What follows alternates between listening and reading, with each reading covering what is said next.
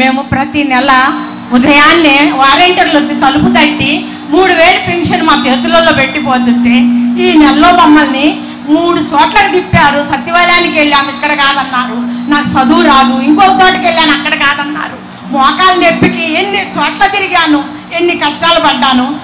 లాస్ట్లో ఒక చోట ఇస్తున్నారు పంచాయతీ ఆఫీసులు అంటే అక్కడికి వెళ్ళి తెచ్చుకున్నాము. ఎన్ని ఇబ్బందులు పడుతుంటాడో ఈ చంద్రబాబు నాయుడు మమ్మల్ని.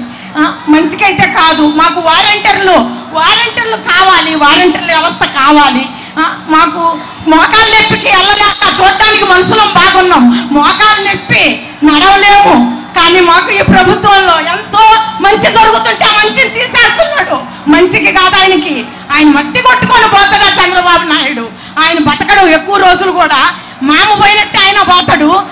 మాకైతే వాలంటీర్లు కావాలి మాకు. మాకు శివప్రసాద్ రెడ్డి గారికి మేము వాళ్ళు బుచ్చాపల్లి అంకాయమ్మ గారు శివప్రసాద్ రెడ్డి గడప గడపకి ఎట్లా తిరిగారంటే వాళ్ళు వచ్చి మాకు ఎంత మా ఇళ్లలో మేము వండుకుంటున్నామా లేదా, తింటున్నామా లేదా వాళ్ళు అడిగి కనుక్కున్నారు మమ్మల్ని. మా అమ్మకి ఓటు ఇంటికి మాకు రేషన్ పంపిస్తున్నారు. ఇంటింటికి రేషన్ పంపిస్తున్నారు. గడప గడపకి పథకాలు వస్తున్నాయి.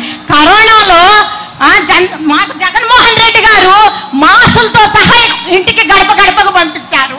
రేషన్ ఉన్న ప్రతి ఇంటికి పథకాలు అందినాయి. ప్రతి ఇంటికి పంపించారు ఆయన. ప్రతి ఇంటికి ఆయన పథకాలు వచ్చున్నాయి మాకు. మాకు ఆ వ్యవస్థ కావాలి. వాలంటీర్ వ్యవస్థ మటుకు తీసేస్తే ఒప్పుకోము మేము. వాలంటీర్లు కావాలి మాకు. వాలంటీర్లు ఉండాలి మాకు. అందుకని మేము జగన్మోహన్ రెడ్డి గారిని నా బిడ్డ కన్న బిడ్డ కూడు పెట్టడం లేదు.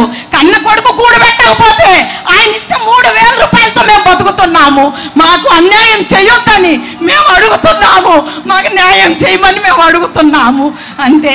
జగన్మోహన్ రెడ్డి గారికి నాకు చదువు లేదు, నాకు మాట్లాడటం రాదు, నాకు చదువు లేదు. మీరు అర్థం చేసుకో. చాలా బాగా మాట్లాడావక్క.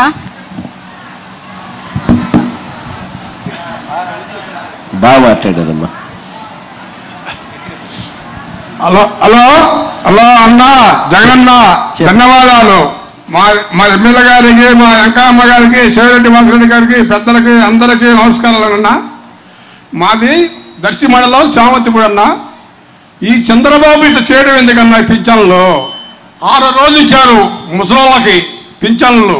మంచాల మీద తీసుకొస్తానన్నా వృద్ధుల్ని, నడవలేని వాళ్ళని, బాగలేని వాళ్ళని, మంచోళ్ళకి ఇబ్బంది పడి ఏమి చేస్తున్నారన్న నిమ్మగడ్డ రమేశ్ను చంద్రబాబు.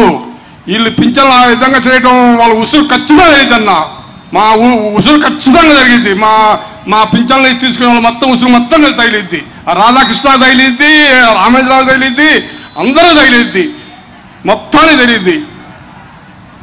అలాగే మొత్తానికి నా ఇంటికి 85,000 వస్తున్నాయన్నా. నీ గుండా మేము బాగుపడ్డామన్నా. నాకు నాన్నగారి టైంలో నాకు గుండె సర్జరీ చేశారన్నా. మంచి అప్పుడు చూశారు. మా సచివాలయంలో మందులు అన్ని డాక్టర్లు మా ఇంటికి వచ్చి ఇచ్చిపోతారన్నా. మాకు ఇచ్చిపోతారు మొత్తం. నీ మేలు ఎప్పుడూ మర్చిపోలేమన్నా. నువ్వే ఇంకా 20 సంవత్సరాలు ముఖ్యమంత్రి కొనసాగాలని కోరుకుంటూ మేమందరం సిద్ధంగా ఉంటామన్నా. మేము మీ వెంట మేము సిద్ధంగా ఉంటాం. మా గుండెల్లో నిలిచిపోయారన్న మీరందరూ, నాన్నగారు మీరందరూ.